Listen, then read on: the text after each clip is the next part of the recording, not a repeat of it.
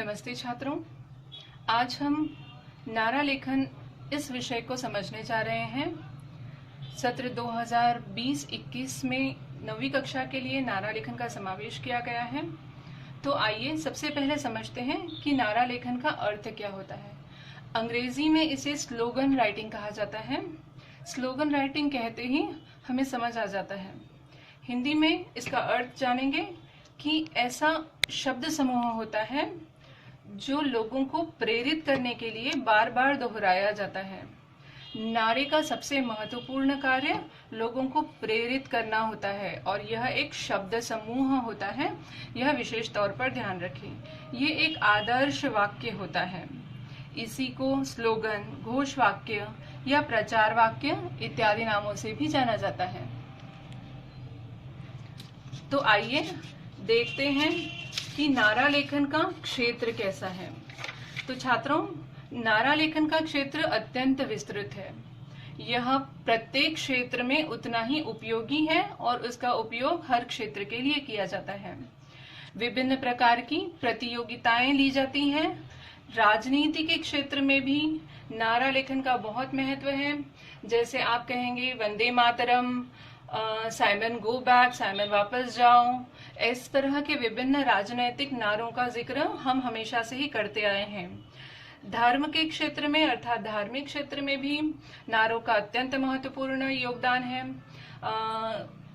दयानंद सरस्वती द्वारा रचित वापस वेदों की ओर, चलो अयोध्या की ओर, इस तरह के विभिन्न नारों का प्रयोग समाज में किया जाता है।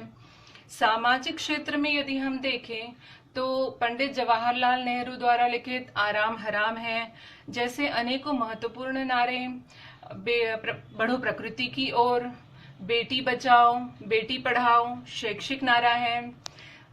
ऐसे अनेकों नारों का जिक्र हम हमेशा से करते आए हैं और ऐसे अनेकों नारे समाज को हमेशा ही प्रेरणा प्रदान करते आए हैं।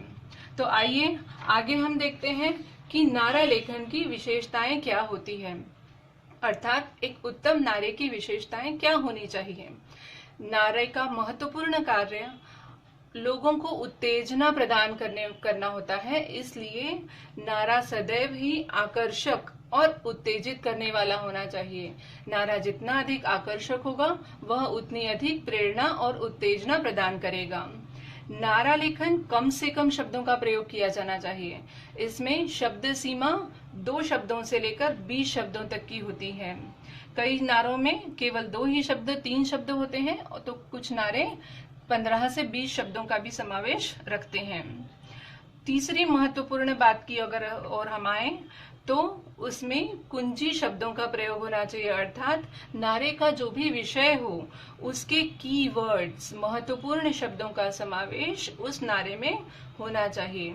नारा सदैव ही लयबद्ध और तुकबंदी युक्त होना चाहिए, अर्थात अगर हम विभिन्न प्रकार के शब्दों का प्रयोग नारे में करते हैं तो नारा लयबद्ध नहीं हो पाता। हमेशा नारा लयबद्ध होना चाहिए क्योंकि इसे बार बार दोहराया जाता है। यह दोहराए जाने में सरल होना चाहिए क्योंकि इन नारों का प्रयोग सर्वसाधारण लोगों द्वारा किया जाता है, इसलिए नारा हमेशा ही सरल और सारगर्भित होना चाहिए। सारगर्भित मतलब इसका गहन अर्थ होना चाहिए। जो भी हमारे नारे का विषय है उसके अर्थ को प्रकट करने वाला नारा होना चाहिए। छात्रों, नारे में रचनात्मकता होनी चाहिए। ये स्वनिर्मित होने चाहिए। क्यों स्वनिर्मित होने चाहिए? क्योंकि अगर हम परीक्षा में नारों का लेखन करते हैं तो ऐसे समय में यदि लिखे लिखाए पढ़े पढ़ाए नारों का प्रयोग करते हैं तो उसका प्रभाव कम हो जाता है। अतः नारे में सदैव रचनात्मकता नजर आनी चाहिए। नारे इन सभी विशेषताओं से युक्त हो तो वे उत्तम माने जाते हैं। तो आइए छात्रों, अब हम नारों के कुछ उदाहरण देखेंगे। स्वच्छ भारत सुंदर भारत, यह एक महत्वपूर्ण नारा है जो प्रधानमंत्री नरेंद्र जी मोदी ने हमें दिया है। करो या मरो, महात्मा गांधी द्वारा दिया गया यह एक महत्वपूर्ण नारा है। इनकलाब जिंदाबाद, ये भी एक स्वतंत्रता के समय उपयोग किया गया सबसे महत्वपूर्ण नारा है।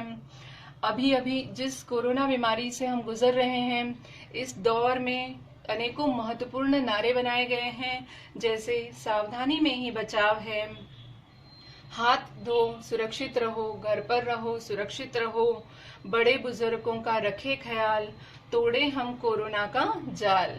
ऐसे अनेकों नारों का समावेश किया गया है। छात्रों, आप यहाँ देखेंगे कि करो या मरो ये नारा जहाँ 3 ही शब्दों का समावेश रखता है, वहां यह अंतिम नारा बड़े बुजुर्गों का रखे ख्याल, तोड़े हम कोरोना का जाल, यहाँ पर 10 शब्दों का समावेश किया गया है। अर्थात शब्द कम हो या ज्यादा, लेकिन नारा बहुत ही प्रभावी और विषय को समझाने वाला, विषय की उत्तेजना प्रदान करने वाला, विषय को आगे बढ़ाने वाला होना चाहिए। तो छात्रों, आज हमने यहाँ पर नारा लेखन इस विषय को समझा। उम्मीद है इस आधार पर आप अपनी रचनात्मकता का प्रयोग करके बहुत अच्छे और सुंदर नारे बना पाएंगे। धन्यवाद।